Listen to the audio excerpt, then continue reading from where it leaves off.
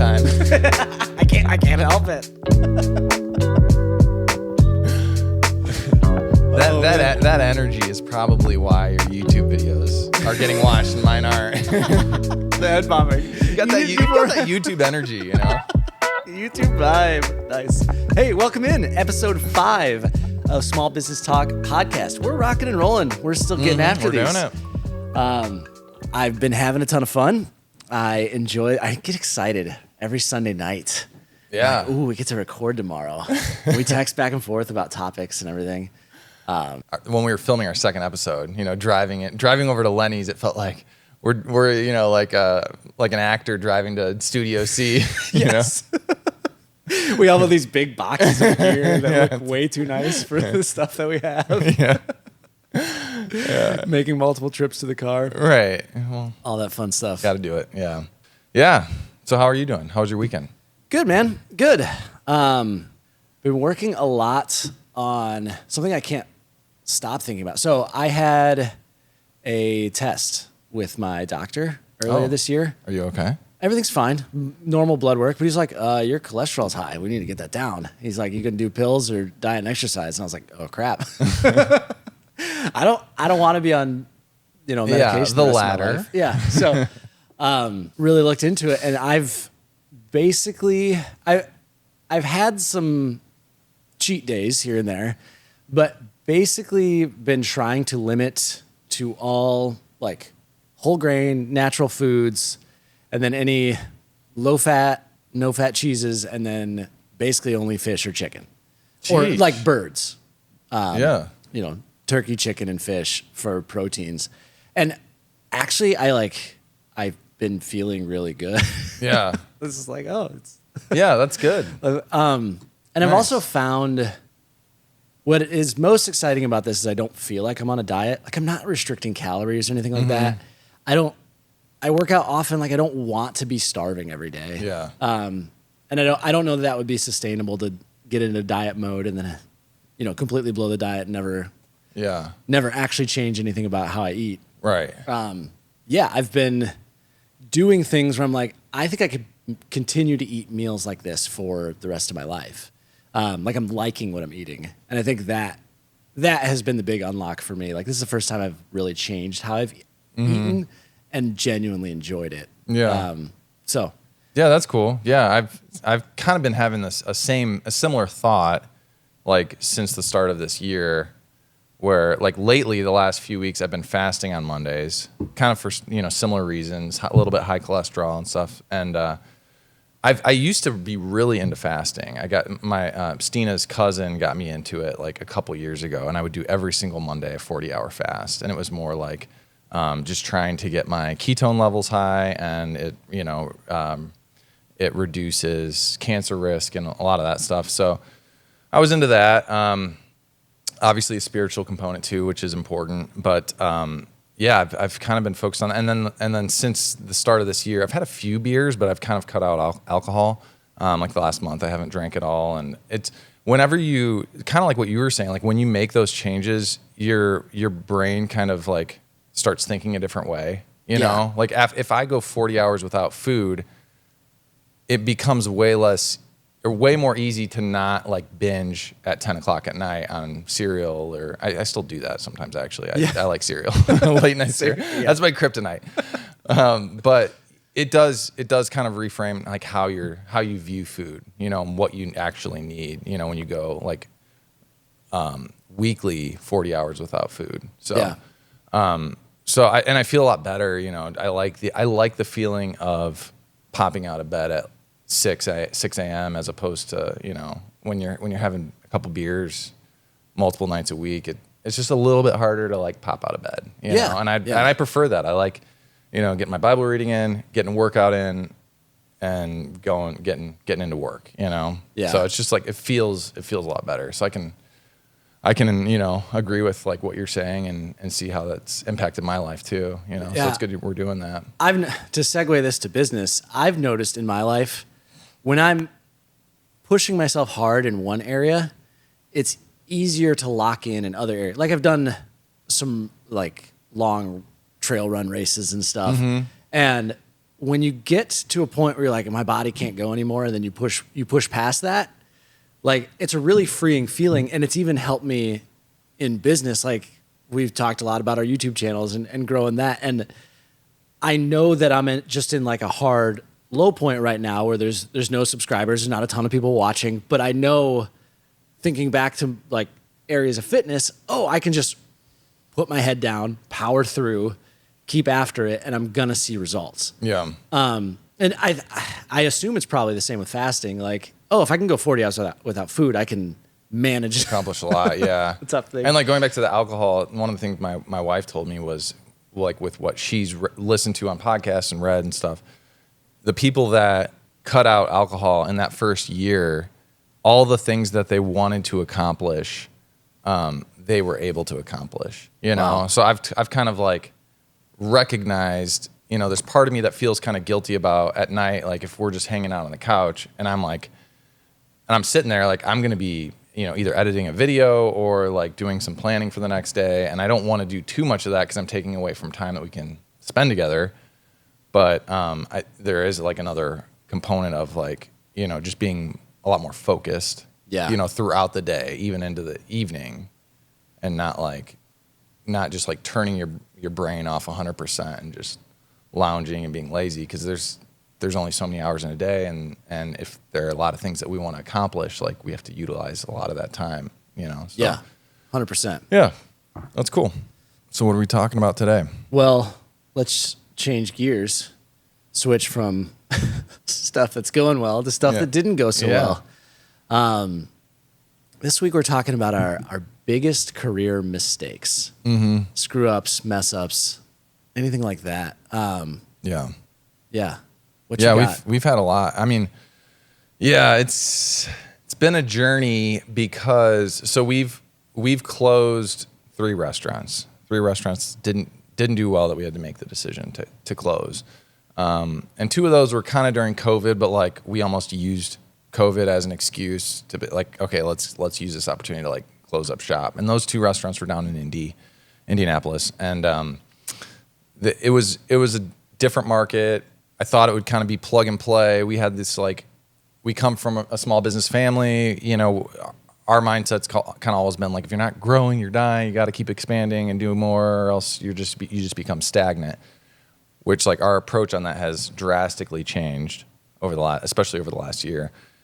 But yeah, it's those 2 closes were kind of hard, because it was just like you lost a lot of money. You know, it was an expensive way to learn a lesson. Yeah.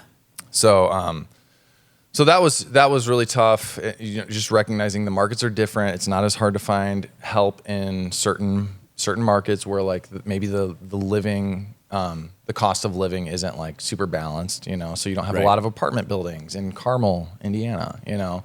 It's expensive to live there. So we were trying to get people to come up to work from the east side or the south side of Indy, and that's a 40-minute drive. So it just made it, you know, that was one of the problems. It was extremely difficult to staff. And then the sales weren't there enough to like justify paying, you know, $25 an hour to $30 an hour for a cook, you know. So it's like we're still kind of trying to pay, you know, at that time in like the 16, 17 range. This was, you know, 5 years ago.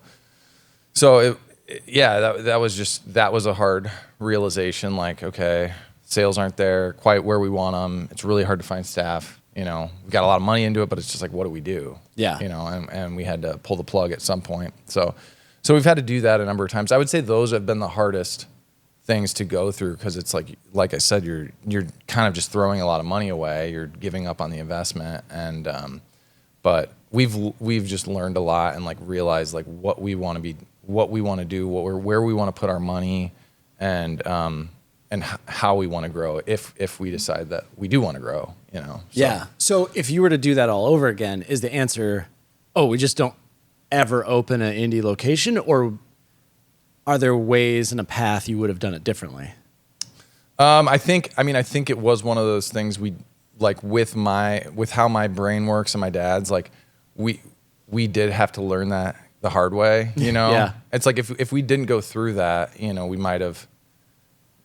It was just inevitable. Like the way we thought we were gonna expand and grow, But in hindsight, like, yeah, I'm not opposed to growing, but now I've just changed my thinking to where it's like, if we do grow, which I don't really want to right now, we would grow in this market and maybe not make multiple, like maybe not try to franchise a restaurant, but like open new concepts and not do it quite as often and not be super levered from the bank and all that, you know? So it's just kind of changed how we would approach growth. And do we want to put our money into like retail or real estate, you know? Yeah. Because retail, you have the opportunity to cash flow a lot more, but like with real estate, maybe you don't cash flow quite as much, but it's a long-term play, and you're kind of land banking a lot of times, and it's just safer, you know. Yeah, but, you forever have an asset. But it is nice to have both, as opposed to like, I'm just in the real estate industry, I just have apartment buildings, you know, like it.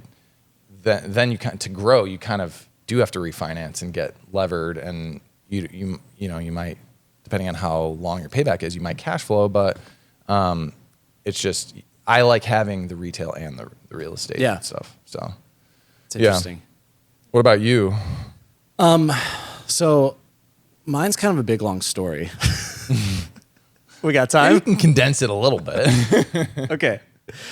I kind of want to talk about Minnesota. Can we talk about Minnesota? Let's talk about Minnesota. So I think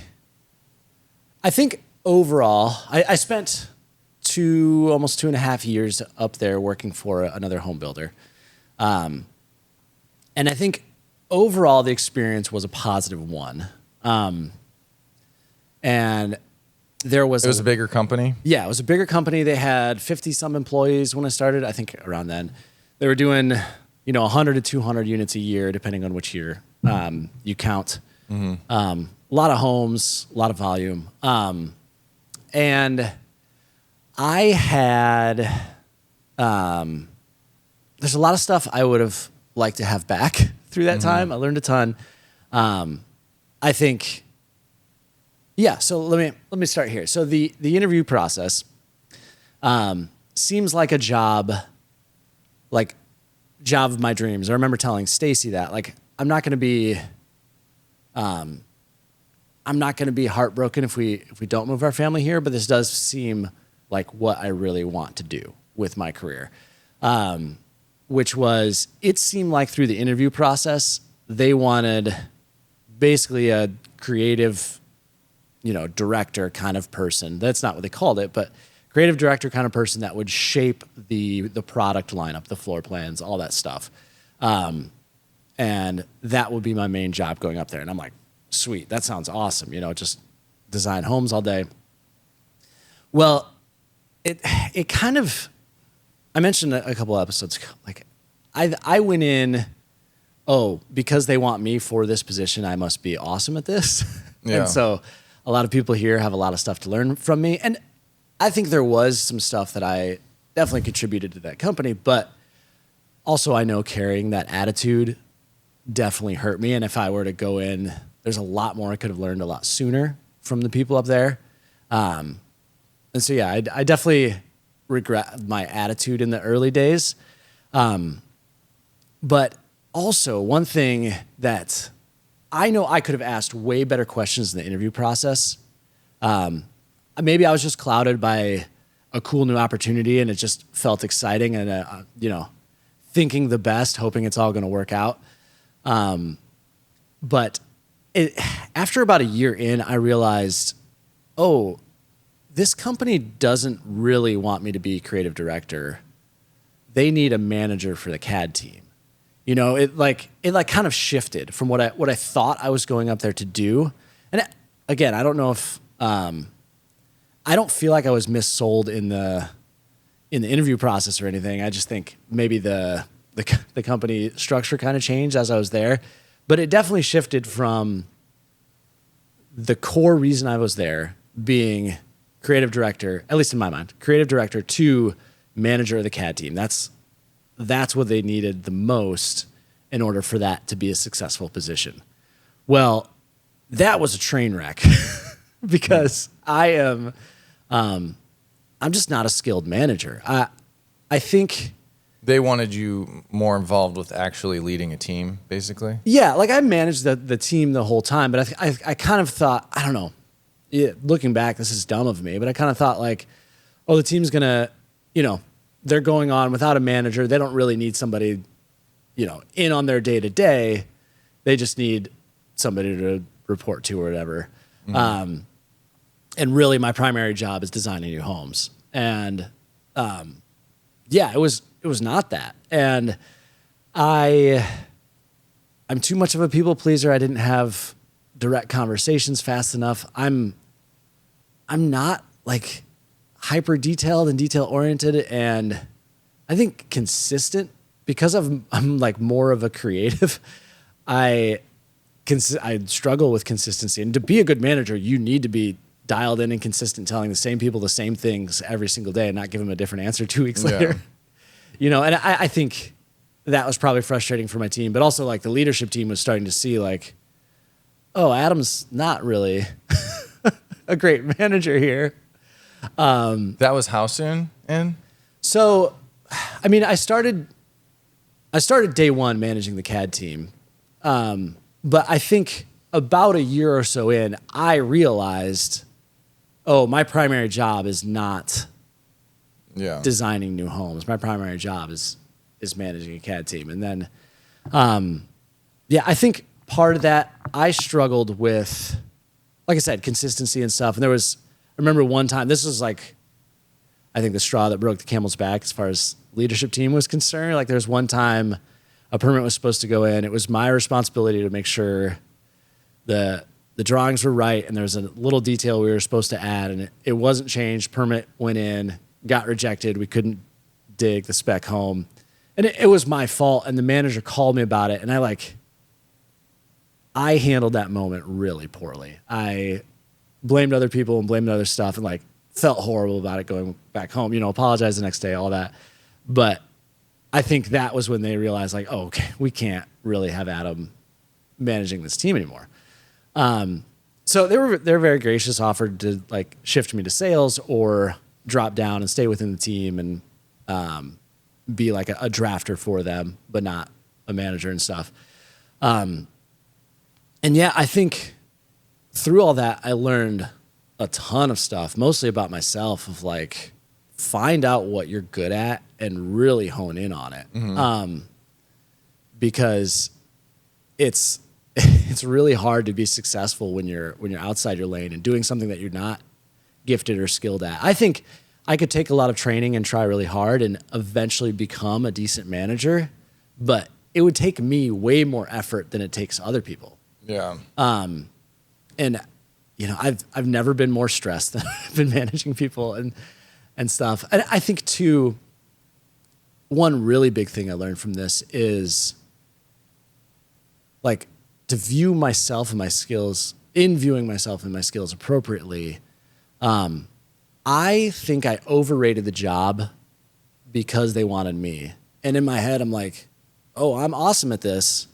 So it felt good. Yeah. This must be an awesome company if they want an awesome guy like me. Mm-hmm. And it did feel really good. And because of that, because I was kind of like infatuated with the possibility of like, oh, there's this cool company in another state that really wants me.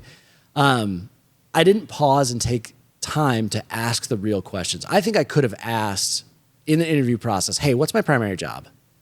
Is it design or is it management? And if I were to ever do this process again, I would ask that. Like, make sure you know what's expected of you when you're going through an interview process. And I did not do a good job at that and just assumed one thing and it was not. And that led to a lot of headache. Yeah. We can go back to that, what you were saying, but like I can relate to that a ton where I'm hiring and we have so many mini failures like this, but like just thinking about what you said, when I'm interviewing a manager and I have that feeling in the back of my head, like, do they want this job to be something other than what it is? Like, do they want to be a director of operations and like meet with the managers, or do they want to manage the facility? And do they understand like it might be long days, it might not be fun all the time, like it might not be as spontaneous, and you're just kind of like you're running that place like a tight ship, you know? And I can there have been times looking back on interviews where it's like, I don't think they fully got it in the beginning. And I always try to make it very clear and communicate what the job is, but you can just like sense that they either want it to be something that it isn't, or they're just not going to perform in that role. Like I just feel like there were warning signs in some of those experiences. And if the company is really, really large, I feel like there's more of an opportunity if you feel like, oh, this person's awesome. They might not be a great manager, but like I want them in this role or that role.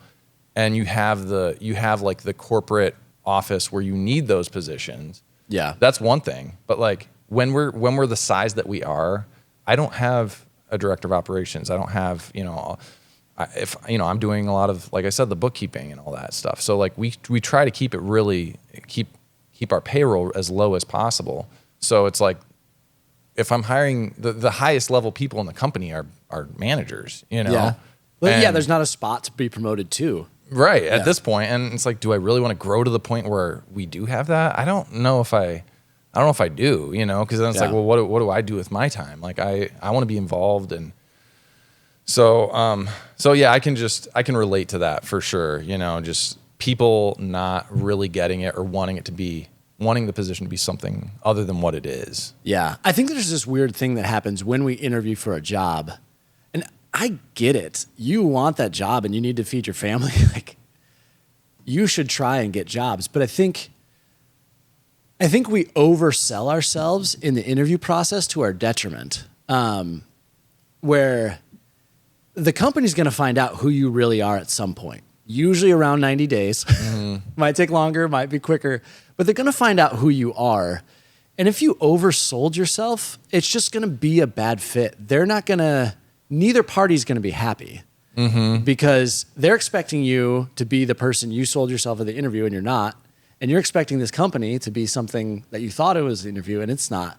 I think if I were to interview again, I would go in with the mentality of I don't need this job, which is so hard to do. It's so hard to do, especially if you're out of work. Like, I get it.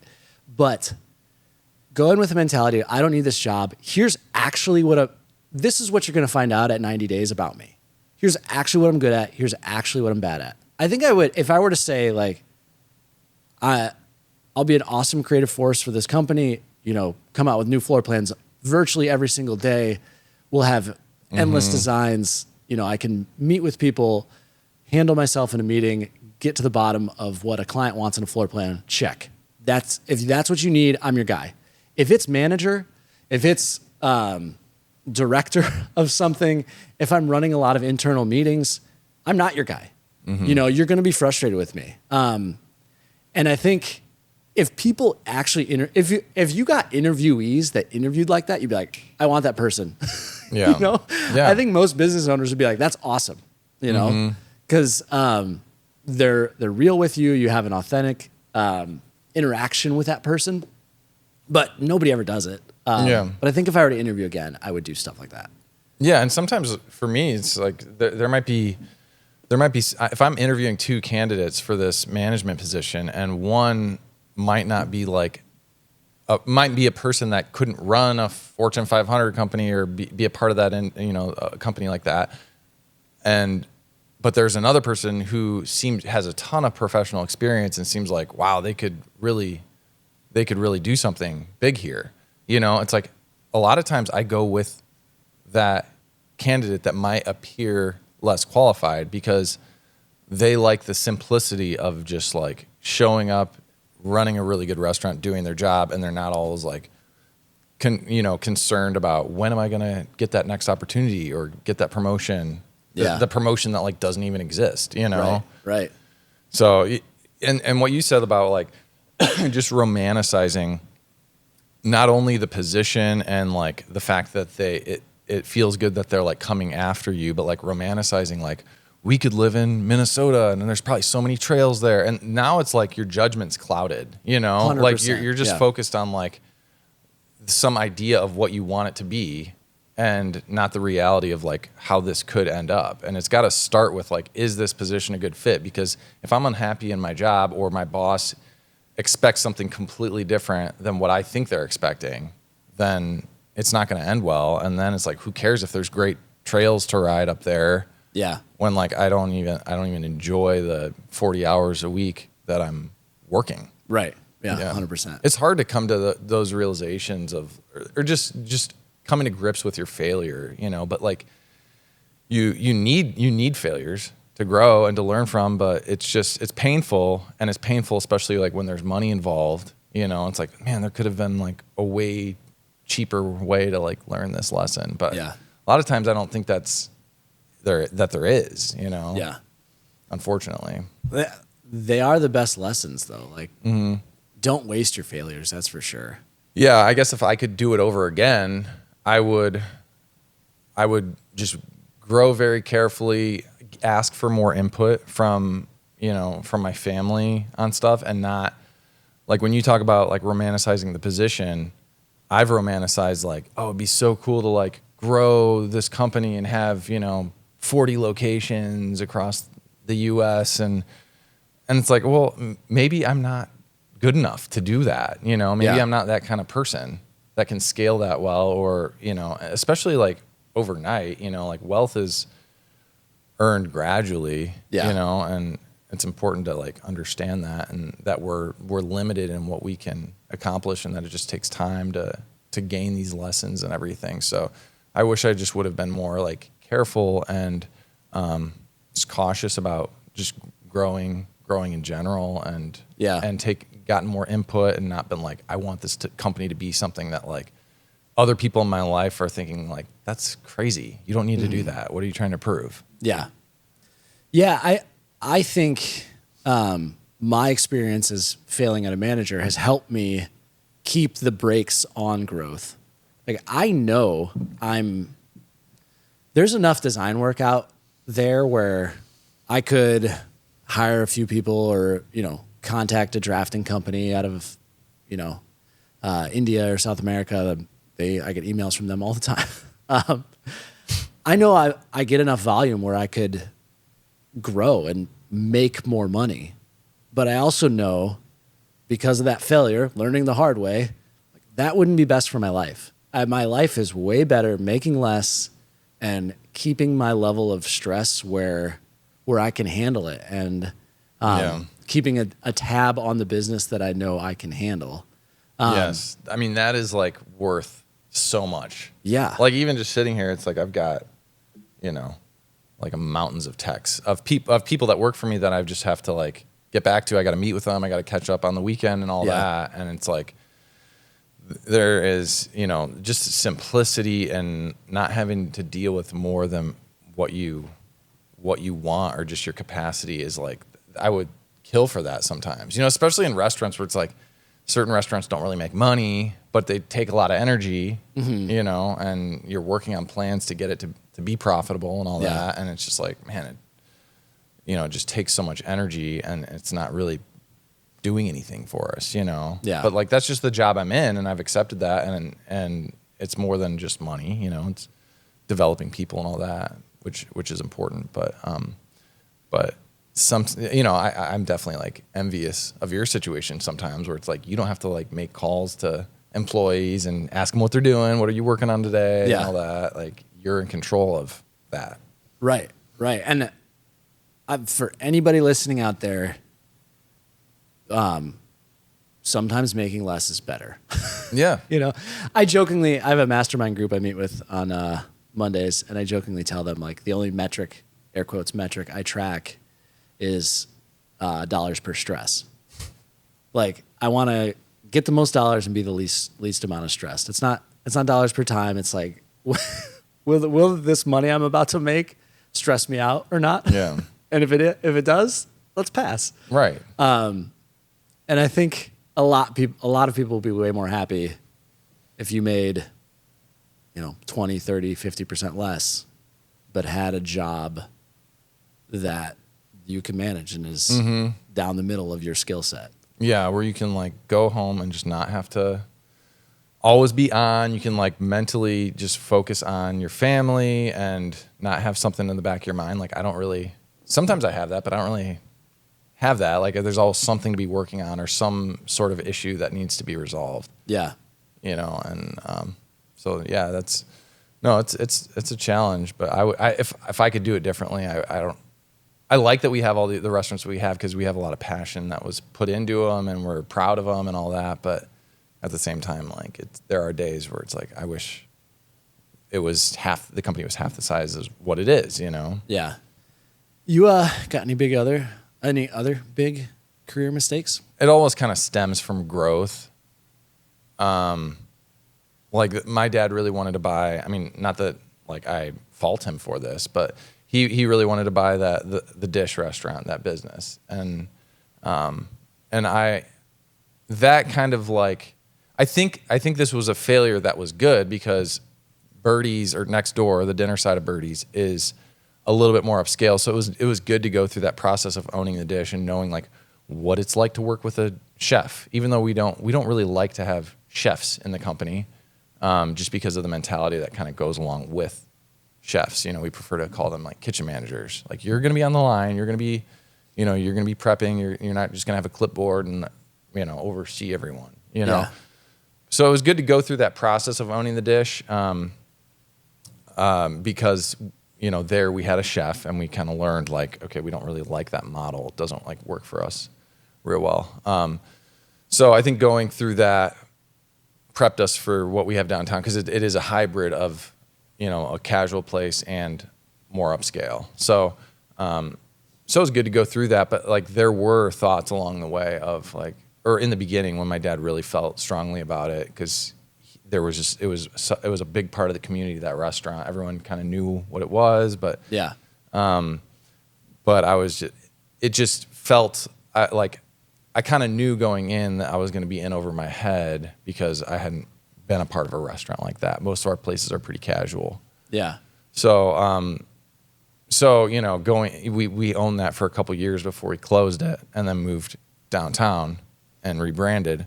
But I kind of knew going in, like, I don't feel real great about this, you know, but it's a partnership. And like, there have probably been things that I pushed that my dad has, maybe not felt as comfortable with and taken my lead on it. So like, we have to work together and we've both learned from our experiences in that way. But yeah, it mainly stems from growth,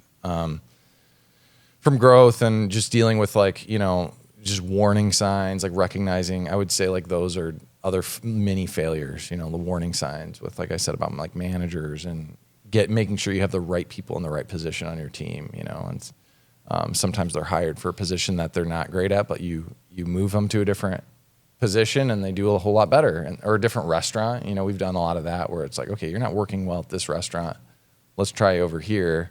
And then they do a great job there, you know? So I think it's important to like, those are the things when it's like, I don't know what the answer is for me to like pray about it and bring God into that and help lead me in like what the answer is, because like we're humans and our brains can only do so much reasoning and we don't have all the answers. So, but like I said, sometimes we just need to fail to learn, and we've done plenty of that. So yeah. I got another one. This happened pretty early on in my career. I was maybe 5-10 years in. Set of plans, went to the site. The foundation plan did not match the main floor plan, which is no bueno. sounds like a problem. Yes. And they didn't catch it until framing.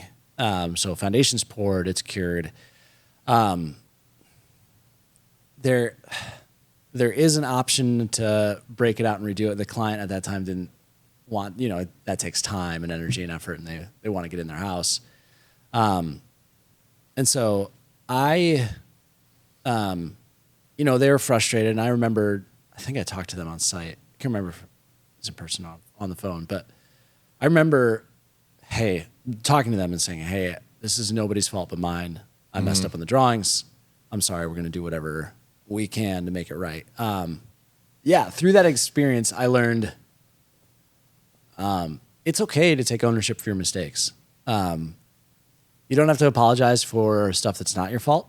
I wouldn't recommend that. Yeah. I've kind of gotten a bad habit of that. Just, I don't know. I felt like growing up, we were always saying sorry for stuff. So I say, like a true Midwesterner, say open sorry a lot. Oops, sorry. If you follow me around in a grocery store, I will say that at least once. But yeah, stuff that is your mistake, to own it, look somebody in the eye, or talk to them directly and say, hey, I screwed up. Sorry, let's fix it. Usually goes better than if you try and blame shift and dodge. So, yeah, that's good. Yeah, and just taking the time to like really think through decisions before you make them. And you might make the wrong decision and fail and learn from that, and have to learn the hard way. Like everyone's going to have that, have those experiences. But I think there are certain things that could probably be prevented if you just took that time to really like think and ask people in your life, like, what do you think about this idea? And not having the fear of like, well, they might not agree, or they might not see it, and then I'm not going to be able to do that thing that I really want to do. Yeah. That's hard, because if you really want to do it, Yeah. and not that you have to like take what everyone says like as gospel and just do those things, just sometimes you do have to take risks, but I think just pumping the brakes sometimes can help people a lot, avoid issues. So I think too, I learned separate thing from Minnesota, but I learned what to show people when. So my design process, I like to iterate really fast and collaborate if I can. So I'd work on a floor plan for 30 minutes and show someone, but 30 minutes into a floor plan, you can't really see it unless you really, really know building and have a vision for what's going on in the future.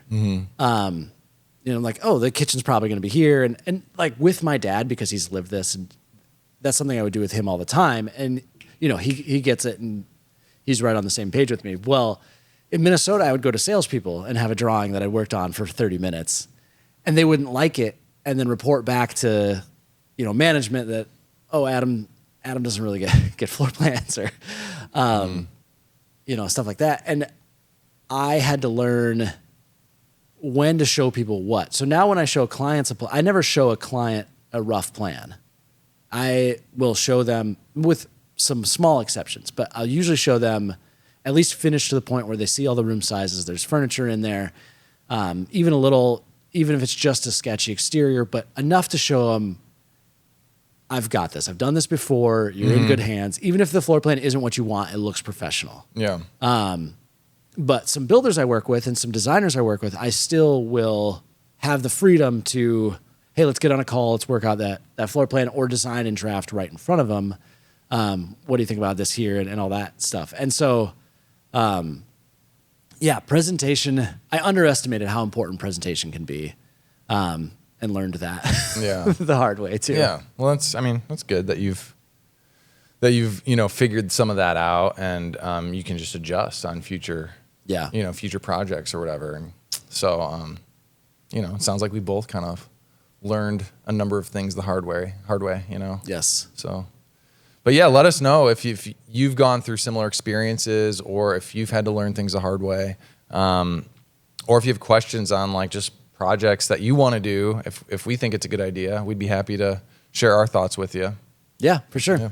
Hit us up, leave it in the comments. Yeah. Thanks so much for watching. Thanks, Subscribe. guys. We'll see you next time. Subscribe so hard.